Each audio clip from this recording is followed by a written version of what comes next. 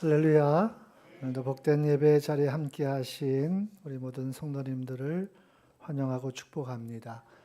특별히 명절을 맞이해서 우리 고향을 찾아서 또 예배 자리에까지 함께 하신 모든 분들을 진심으로 환영하고 축복합니다.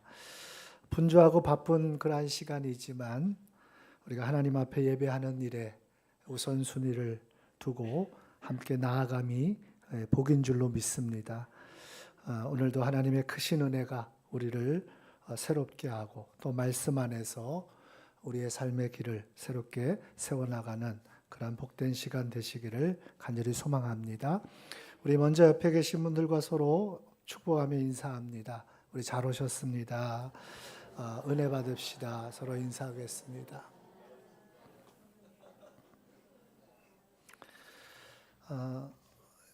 우리 명절을 앞두고 여러분 분주한 마음이시겠지만 또 마음이 다른 것에 가 있을지도 모르겠는데 오늘 이 시간 다시 한번 말씀을 주목하시고 또 우리가 어떻게 믿음의 길을 걸어가야 할지를 다시 한번 깊이 생각하고 결단하는 그런 시간 되어지기를 소망합니다. 오늘은 주연 후 마지막 주일이면서 동시에 우리 변화주일입니다.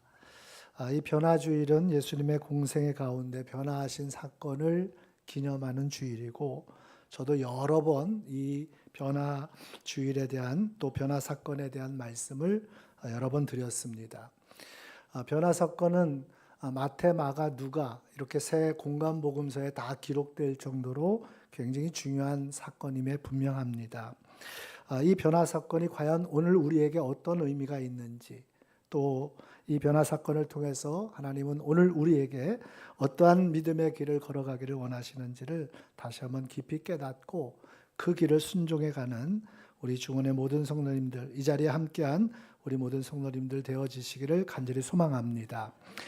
성서학자들은 예수님의 이 변화 사건을 예수님의 공생의 가운데 분수령이라고 말합니다.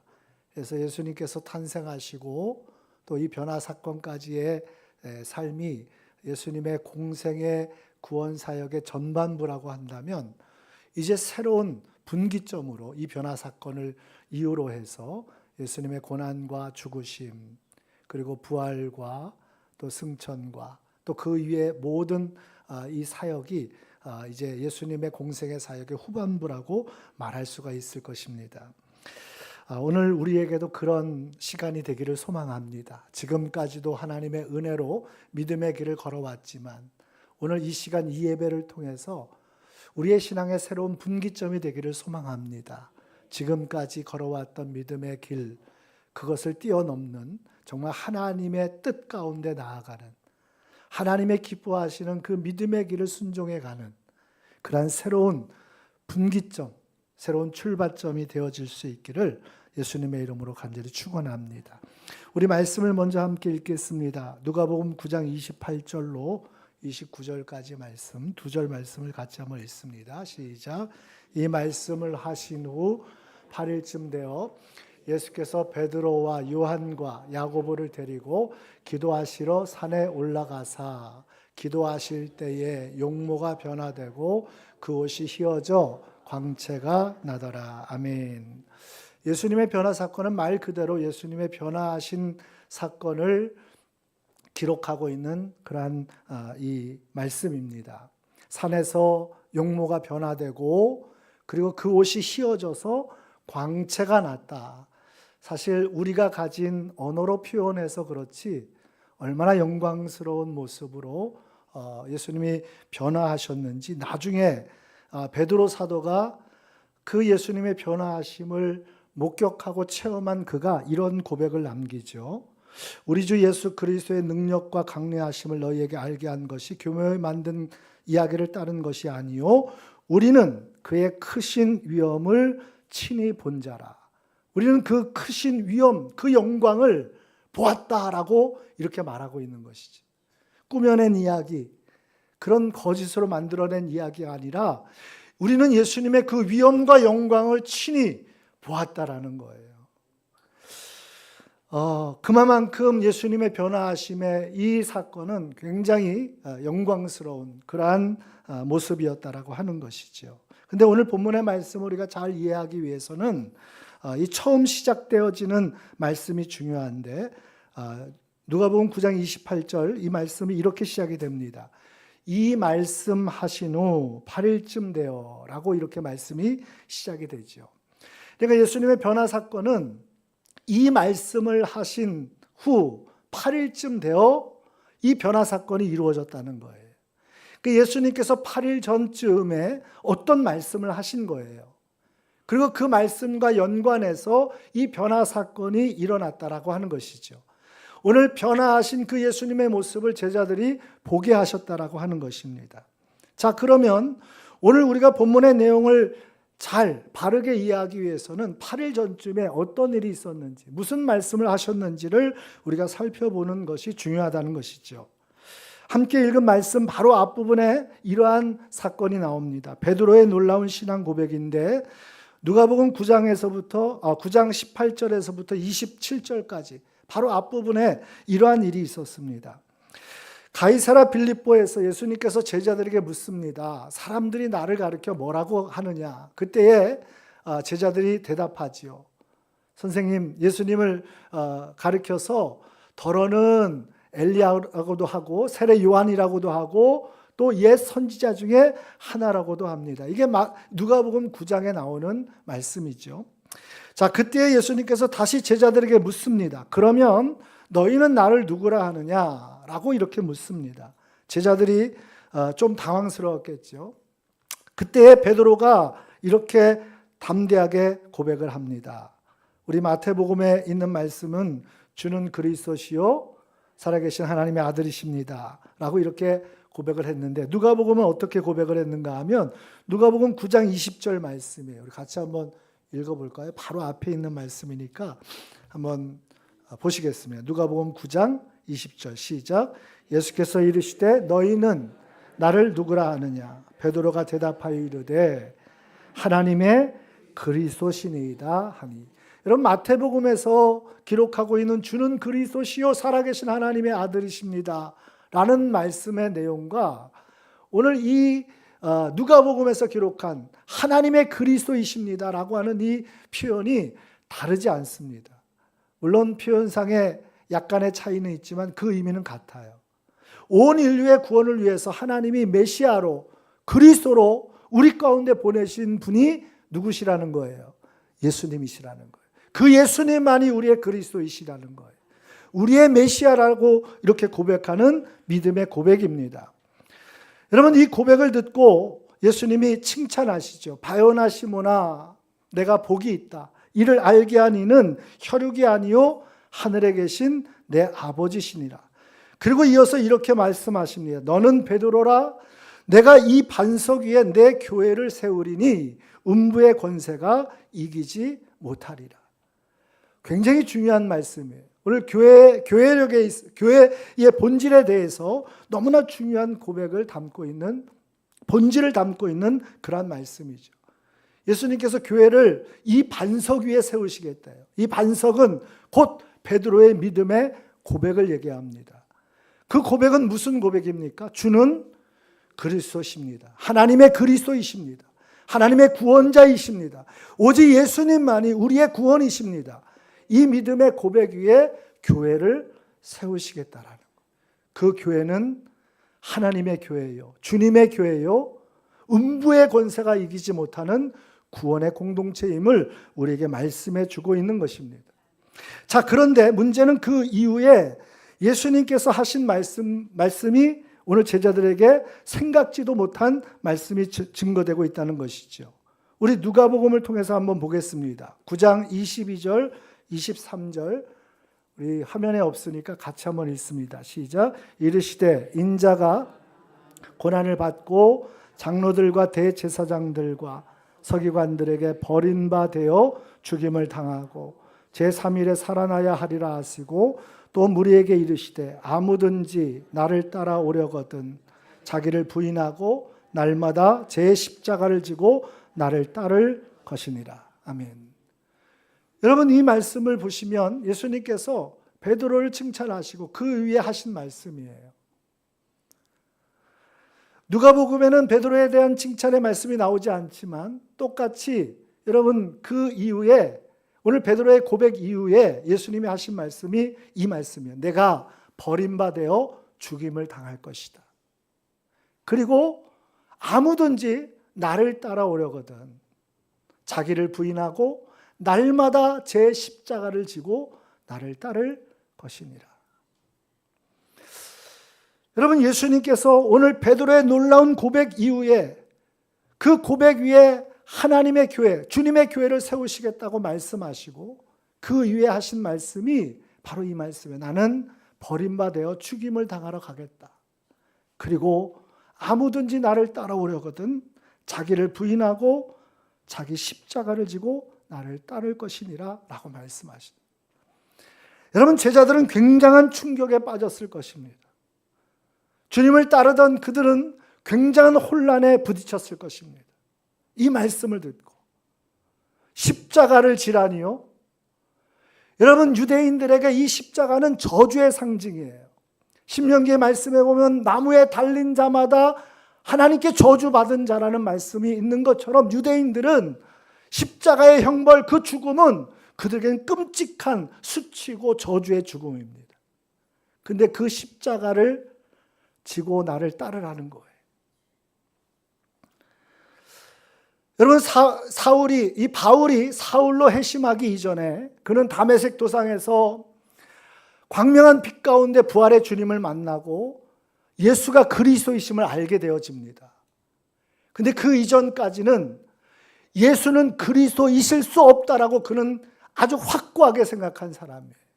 왜냐하면 신명기의 그 율법의 말씀처럼 나무에 달린 자는 하나님께 저주받은 자인데, 우리를 위한 메시아가, 우리를 위해서 오신 그 예수님이 십자가에 저주받은, 하나님의 저주받은 그 모습으로 죽는다는 것은 상상할 수도 없는 일이에요. 그러니 예수님은 그리스도이실 수도 없고, 예수를 그리스도라고 전하는 예수쟁이들을 어떻게 해서든지 잡아 죽이려고 혈안이 되어서 그들을 쫓아다녔던 사람이 사울이었고, 그가 변화하여 바울 된 사람이에요. 여러분, 그 이전의 제자들도 마찬가지입니다. 예수님의 그 말씀이 얼마나 충격적인 말씀인지, 그들이 지금 주님을 따르는 그 길에 이 말씀이 얼마나 혼란스러운 일인지, 어쩌면 전부를 버리고 주님을 따랐는데 주님을 따르는 이 믿음의 삶이 헛된 것인가라는 깊은 회의가 들 정도로 그들은 깊은 충격에 빠졌을 것입니다. 여러분, 주님을 따르는데 그들은 고난받고 십자가의 길을 걷는 것은 꿈에도 생각해 본 일이 없었을 것입니다. 오히려 그들은 예수님께서 세상의 왕처럼 강력한 그 로마 제국을 몰아내고 힘과 권력으로 새로운 나라를 세우셔서 하나님의 그 영광을 우리에게 허락해 주실 것을 그렇게 기대했을지도 모릅니다. 그러면 그 새로운 나라에 우리는 크게 한 자리씩 차지할 것이라고. 그런데 여러분, 예수님이 그들에게 뭐라고 말씀하십니까? 난 죽으러 가겠다는 거예요. 고난과 죽으심을 통하여 하나님의 구원을 이루시겠다고 말씀하시는 것입니다. 주님이 죽으시겠다라고 하는 것도 당황스러운 일인데, 나를 따라오거든, 아무든지 나를 따라오려거든, 한번 따라서 해볼까요? 자기를 부인하고 날마다 제 십자가를 지고 그렇게 따라오라는 거예요. 이렇게 충격에 빠진, 혼란에 부딪힌 제자들을 데리고 예수님은 산으로 올라가신 겁니다. 그 산 위에 올라가신 의미를 우리는 잘 아셔야 돼요. 왜 지금 예수님이 산에 올라가셔서 그 영광스러운 모습으로 변화하시며 그들에게 친히 그 영광과 위엄을 나타내 보여주셨는지를 우리는 기억해야 합니다. 여러분, 산이라고 하는 곳은 우리는 어떤 의미를 가지고 있습니까? 그냥 높은 곳, 또 어떤 우리 충주에는 계명산도 있고 남산도 있는데, 여러분, 유대인들에게는 이 산이라고 하는 표현은 굉장히 중요한 의미를 가지고 있어요. 하나님의 임재와 하나님의 영광이 머무르는 그곳을 산이라고 표현합니다. 그래서 시편 121편의 기자도 내가 산을 향하여 눈을 들리라. 그것은 단순히 어떤 특정한 장소적인 산의 개념이 아니라 하나님의 임재와 영광을 의미하는 그 의미로 표현한 산입니다. 여러분, 산에 올라갔다라고 하는 것, 이것은 단순한 장소가 아니라 오늘 그곳은 하나님의 임재가 있는 곳이고 하나님의 영광이 머물러 있는 곳입니다. 예수님이 제자들을 산으로 데리고 가시는 이유는 분명합니다. 하나님의 임재 가운데, 하나님의 영광 안에서 그들이 하나님이 원하시고 하나님이 뜻하시는 참된 구원의 역사, 믿음의 길이 무엇인지를 알게 하시기 위해서입니다. 여러분, 오늘 우리의 신앙에도 이 산이 굉장히 중요한 것입니다. 신앙은 내 생각대로 하는 것이 아닙니다. 내 방법대로 가는 것이 아니에요. 하나님의 뜻을 알고 하나님의 뜻을 따라 순종하는 것이 신앙이고 믿음의 길임을 여러분 꼭 기억하시기를 바랍니다. 그래서 우리는 신앙생활 속에서 내 생각을 내려놓아야 돼요. 성경에는 복음서가 몇 개가 있죠? 네, 잘하시네요. 그런데 5개의 복음서를 가진 사람이 있어요. 어떤 분은 내가 복음을 가지고 있어요. 내가 복음을. 내가 생각하기에 믿음의 길은, 내가 생각하기에 하나님의 구원의 역사는, 내가 생각하기에 하나님의 뜻은, 여러분 그게 다 내가 복음이에요. 여러분, 신앙은, 참된 신앙은 하나님의 뜻을 알고 그 길을 순종하는 것입니다.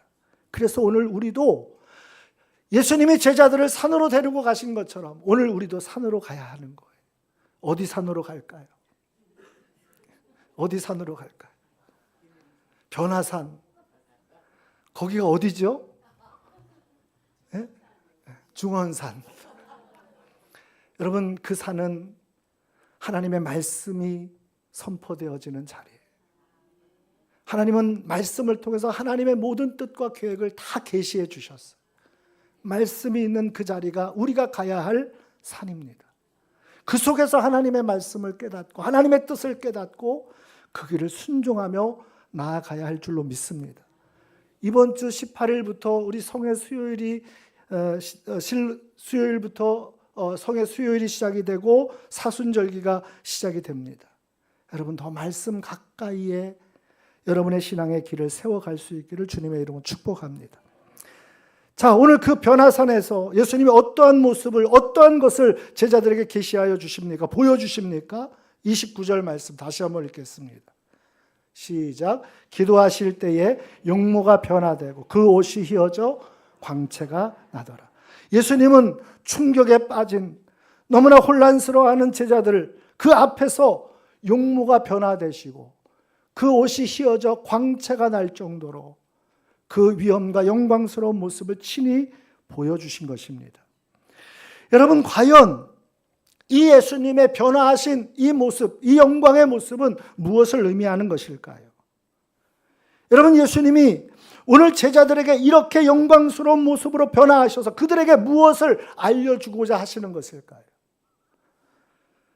여러분, 그 영광스러운 모습은 사도 요한이 반모섬에 유배되어서 하나님이 그에게 하늘 문을 여시고 하늘의 영광을 보여주실 때에, 여러분 그때 보여준 환상, 그 영광을 기록한 요한계시록에 비슷한 내용들이 나옵니다. 제가 읽어드릴게요. 요한계시록 1장 13절 16절 말씀입니다. 촛대 사이에 인자 같은 이가 발에 끌리는 옷을 입고 가슴에 금띠를 띠고 그의 머리와 털의 희기가 흰 양털 같고 눈 같으며 그의 눈은 불꽃 같고 그의 발은 풀무불에 단련한 빛난 주석 같고 그의 음성은 많은 물소리와 같으며 그의 오른손에 7 별이 있고 그의 입에서 좌우에 날선검이 나오고 그 얼굴은 해가 힘있게 비치는 것 같더라. 여러분, 이 말씀을 자세히 읽어보면 새 복음서에서 예수님의 변화하신 그 사건과 그 변화하신 용모와 그 영광을 여러분 이 계시록에도 동일하게 기록하고 있다는 것을 우리가 알 수가 있어요. 여러분, 계시록의 말씀은 하나님이 이루실 완성할 하나님의 영원한 나라, 그 영광의 보좌에 서신 우리 주님의 영광을 보여주고 있는 것입니다. 여러분, 우리는 기억하셔야 돼요. 우리의 믿음의 길, 우리의 신앙의 길, 여러분, 십자가를 지고 자기를 부인하며 예수님을 따르는 그 신앙의 길, 여러분, 그것은 죽음으로 끝나는 것이 아니라 오늘 우리의 믿음과 우리의 신앙의 길은 장차 이루어지고 완성되어질 하나님의 나라, 그 영광에까지 오늘 우리의 목적지가 바로 거기에 있다는 사실을 주님은 친히 보여주고 계신다라고 하는 것입니다. 여러분, 우리는 기억하셔야 됩니다. 주님의 십자가는 십자가의 죽음으로만 끝나지 않으셨어요. 죽음을 이기시고 부활하셔서 여러분, 영원한 승리와 영광을 우리에게 약속해 주셨음을 믿으시길 바랍니다. 그러므로 오늘 우리는 이 놀라운 확신과 믿음으로 다시 새로워져야 하는 것입니다. 예수님을 따르는 모든 성도들의 그 신앙의 여정, 그 끝은 여러분 최후의 승리입니다. 하나님 나라의 영광입니다. 여러분, 십자가의 죽음은, 여러분, 십자가의 그 고난과 그 십자가의 길은 죽음과 멸망으로만 끝나지 않습니다. 죽음을 넘어서고 그 멸망을 넘어선 하나님의 나라와 그 승리와 영광이 우리에게 있음을 믿으시길 바랍니다. 오늘 우리의 인생은 어려운 현실 앞에서 쉽게 흔들립니다. 또 낙심하지요. 회의에 빠지기도 합니다. 이것이 예수님을 믿는 길인가라고 하는 마음의 자책이 생기기도 합니다. 때로는 고난 앞에서 정말 무너질 때도 많이 있습니다. 여러분, 기억하십시오. 믿음의 길의 끝은 거기가 아닙니다. 오늘 우리 주님이 영광 중에 그 빛나는 형체로 우리에게 말씀하고 계시는 것처럼 하나님의 나라, 그 영광의 보좌가 우리에게 약속되어져 있음을 기억하시길 바랍니다. 그래서 여러분, 오늘 우리가 신앙의 새로운 분기점으로 이 시간을 삼으려면 저와 여러분에게 다시 한번 이 거룩한 소망과 확신이 우리의 마음속에 가득해야 될 줄로 믿습니다. 여러분, 오늘 이 땅에 우리의 인생에, 우리의 신앙에 궁극적인 목적지가 있지 않아요. 세상의 일 때문에, 여러분, 세상의 소리 때문에 낙심하고 흔들리지 마시기 바랍니다. 다시 한번 믿음으로 영광의 주님 바라보며 흔들리지 말고 그의 길을 순종하는 승리자들이 다 되시기를 바랍니다. 마지막으로 우리가 함께 나눌 말씀은 이 변화산의 신비한 체험 속에서 제자들은 놀라운 광경을 봅니다. 얼마나 여러분 감격스러웠을까요? 얼마나 황홀했을까요? 예수님이 변화하셔서 그 영광스러운 광채가 나는 것도 여러분 놀라울 일인데, 오늘 그 영광 중에 두 사람이 더 예수님 곁에서 함께 말씀을 나누는 장면을 봅니다. 그 두 사람이 누구죠? 네, 모세와 30절 말씀 같이 있습니다.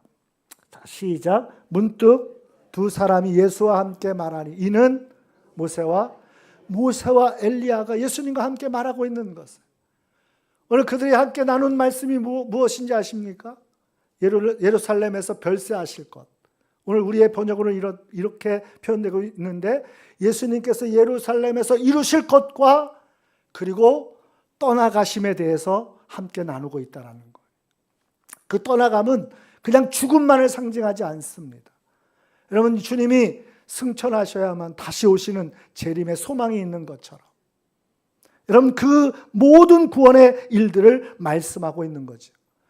제자들은 영광스러운 그 장면을 목도하는 겁니다. 직접 보는 거예요. 주님이 변화하신 그것만으로도 놀라운데 거기에 모세와 엘리야와 함께 더불어 말씀하시는 것을 보았으니 그들은 얼마나 그 산 위에서의 영광에 압도되었을까요? 그러니 여러분, 깊이 졸다가 깨어가지고 그 영광을 보고서도 자기도 알지 못하는 소리가 나오는 거예요. 베드로가 이렇게 얘기하죠. 여기가 너무나 좋습니다. 초막 셋을 짓겠습니다. 주님을 위해서, 엘리야를 위해서, 모세를 위해서, 그리고 우리가 여기에 살기를 원합니다. 자, 그때 제자들에게 구름이 덮이고 오늘 그 구름 속에서 하나님의 음성이 들려옵니다. 우리 35절 말씀이죠. 같이 한번 읽습니다. 시작. 구름 속에서 소리가 나서 이르되 이는 나의 아들 곧 택함을 받은 자니 너희는 그의 말을 들으라 하고. 아멘. 여러분, 예수님의 변화 사건은 새 복음서에 다 기록되어져 있다 그랬죠. 새 복음서에서 철자 하나 틀리지 않고 그대로 기록된 표현이 이 표현이에요. 너희는 그의 말을 들으라. 변화 사건의 가장 중요한 교훈과 메시지를 여기에 담고 있다는 거예요. 우리가 하나님 나라와 그 영광에 대한 최후 승리에 대한 소망과 확신을 갖는 것도 중요한데, 여러분, 그 소망과 그 확신 가운데 살아가는 성도들의 삶은 오늘 그의 말을 듣고, 할렐루야. 여러분, 여기서 듣는다라고 하는 것은 단순히 소리로 듣는다는 얘기가 아닙니다. 여러분, 이 아쿠에테라는 말은 그의 말을 들으라 라고 하는 헬라어인데, 그것은 소리로 듣는 것이 아니라 그 들은 대로 삶을 걸어가라는 거예요. 삶을 순종해라는 거예요. 실천하라는 거예요. 진짜 신앙은 뭔지 아십니까? 듣는 것으로 끝나는 게 아니에요. 아는 것으로 끝나는 것이 아니에요. 보는 것으로 끝나는 것이 아니에요. 여러분, 오늘 우리가 예수 그리스도 안에서 우리에게 약속하신 영원한 하나님의 나라와 여러분 그 영생의 소망을 모르는 사람이 있습니까? 안 들어본 사람이 있어요? 다 들어봤어요. 여러분, 아무든지 나를 따라오려거든 자기를 부인하고 날마다 제 십자가를 지고 나를 따르라 하시는 주의 말씀 모르는 사람이 있어요? 아무도 없어요. 안 들어본 사람도 없어요. 근데 문제는 무엇입니까? 듣는 것으로 끝났다는 거예요. 하나님은 오늘 우리에게 그 구름이 덮이고 구름 속에서 제자들에게 하신 말씀처럼 너희는 그의 말을 들으라. 듣는 것으로 끝나지 말고 들은 그 말씀대로 걸어가고 순종하라는 거예요. 자기를 부인하고 날마다 자기 십자가를 지고 주님을 따르는 그 순종의 길이 오늘 우리가 걸어가야 할 영광스러운 하나님의 나라와 그 영광의 소망을 가진 성도들의 삶의 길임을 우리에게 가르쳐 주고 있는 줄로 믿습니다. 여러분, 명절을 맞이해서 우리가 함께 이제 가족과 함께 이 명절을 지낼 텐데, 여러분, 오늘 우리는 이 변화산의 체험을 가슴에 안고 이제 가족들과 함께 만나서 이 명절을 지납니다. 주님이 뭐라고 말씀하셨죠? 자기를 부인하고, 따라서 하시죠. 자기를 부인하고 날마다 제 십자가를 지고. 여러분, 이것이 우리의 삶의 걸음의 기준이 돼야 되는 거예요. 가정 안에서 먼저 믿고 먼저 구원받고 먼저 하나님의 자녀된 우리는 이 기준을 놓쳐서는 안 돼요. 그리고 이 걸음으로 오늘 우리의 삶의 걸음을 가정 안에서 순종해 가야 될 줄로 믿습니다. 가정뿐만이 아니라 여러분의 삶의 자리에서 이 말씀을 붙들고 살아가야 돼요. 여러분, 오늘날 교회가 왜 이렇게 많은 비난과 지탄 속에 있는지 아십니까? 성경 지식이 없어서가 아니에요. 교회 안에 사람들이 없어서가 아닙니다. 재정이 없어서가 아니에요. 건물이 없어서가 아니에요. 말씀을 듣고 그것으로 삶의 기준 삼고 걸어가는 성도들이 없다는 거예요. 오늘 변화주일은 우리에게 신앙의 새로운 분기점이 돼야 된다 그랬어요. 듣는 것으로 끝나지 말고 아는 것으로 끝나지 말고 여러분, 내 삶 속에서 그 삶의 걸음을 한 걸음 한 걸음 순종해 나가는 저와 여러분 되어지시기를 간절히 소망합니다. 힘들죠? 어렵죠? 그렇습니다. 자기를 부인하는 것, 자기 십자가를 지는 것, 희생 없이는 불가능하고 여러분, 포기 없이는 가능하지 않는 삶이죠. 그런데 여러분, 오늘 마지막 절에 이렇게 말씀하고 있어요. 우리 36절 말씀만 읽고 마치겠습니다. 시작. 소리가 그침에 오직 예수만 보이더라. 제자들이 잠잠하여 그 본 것을 무엇이든지 그때에는 아무에게도 이르지 아니하니. 소리가 그침에 오직 예수만 보이더라. 여러분, 그 믿음의 길을 순종할 때 거기서 주님을 만나는 겁니다. 그곳에 주님이 계신 거예요. 우리의 걸음이 오늘도 주님의 말씀을 따라 순종되어지고 날마다 주님과 함께 주님의 뜻을 이루어가는 그러한 승리의 삶이 되어지시기를 예수님의 이름으로 축원합니다. 기도하겠습니다. 너희는 그의 말을 들으라. 구름 속에서 천둥과 같이 들려진 하나님의 음성 앞에 오늘 우리가 다시 한번 우리의 신앙과 우리의 믿음의 길을 결단하고 나아가게 하여 주시니 감사합니다. 자기를 부인하고 날마다 제 십자가를 지고 나를 따를 것이니라 주님 말씀하셨는데 우리는 우리의 삶 속에서 들은 말씀으로 거기에 그쳤던 것을 이 시간 회개합니다. 오늘 이 변화주의를 통해 우리의 삶에 새로운 분기점이 되게 하시고 우리의 신앙이 들은 것으로 끝나지 않고 그 말씀이 우리의 삶에 순종되게 하셔서 하나님의 영광을 보게 하여 주시옵소서.